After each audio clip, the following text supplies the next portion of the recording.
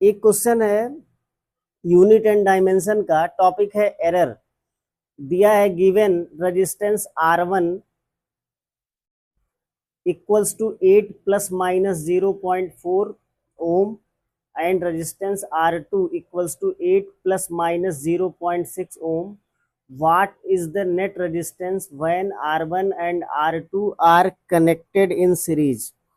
तो अगर दो रेजिस्टेंस सीरीज में होता है तो कुछ ऐसा स्ट्रक्चर बनता है, ये R1 है ये R2 है, तो R सीरीज हो जाता है equals to R1 plus R2। तो पहले वैल्यू लिखेंगे R1 की 8 plus minus 0.4 ohm plus 8 plus minus 0.6 ओम। ये वैल्यू दे रखी है 8 प्लस माइनस 0.4 ओम और R2 का दे रखा है 8 प्लस माइनस 0.6 ओम। तो जब दोनों को ऐड करेंगे तो 8 में 8 ऐड हो जाएगा, ये होगा 16। ये प्लस माइनस 0.4 में 0.6 ऐड होता है तो ये 1 हो जाता है। तो ऐसा लिखा जाएगा 1.0 यहाँ आ जाएगा ओम। यही इसका आंसर है। दूसरा क्वेश्चन लेते हैं, देखते हैं एक। ये नेक्स्ट क्वेश्चन है, in an experiment of sample pendulum the error in measurement of length of pendulum L and time period T are 3% and 2% respectively of L upon T square पूछ रहा है। तो L upon T square को अगर हम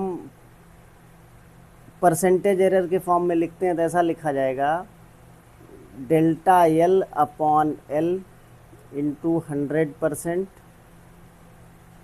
plus ये यहाँ पे टी स्क्वायर है नीचे, तो इसका पावर 2 यहाँ आ जाएगा, ये हो जाएगा delta T upon T into 100%। अब ये जो है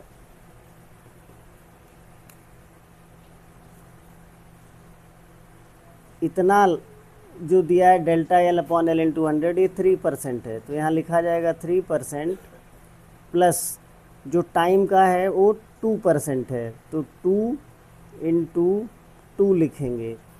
तो ए मिल के हो जाएगा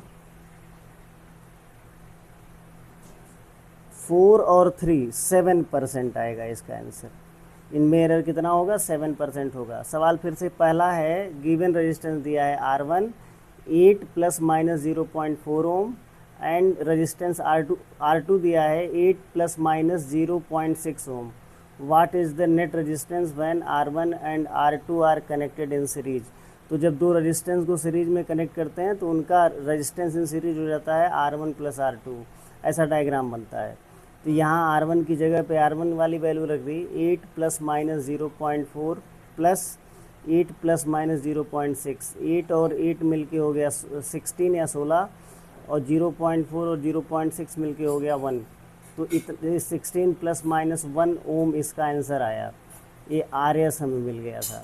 दूसरा है, एक एक्सपेरिमेंट है सैंपल पेंडुलम का जिसमें एरर दिया है मेजरमेंट में उस पेंडुलम के लेंथ में और टाइम पीरियड में। लेंथ में 3% का एरर है और टाइम पीरियड में 2% का एरर है। उसका मैक्सिमम परसेंटेज एरर पूछ रहा था L अपॉन टी स्क्वायर में।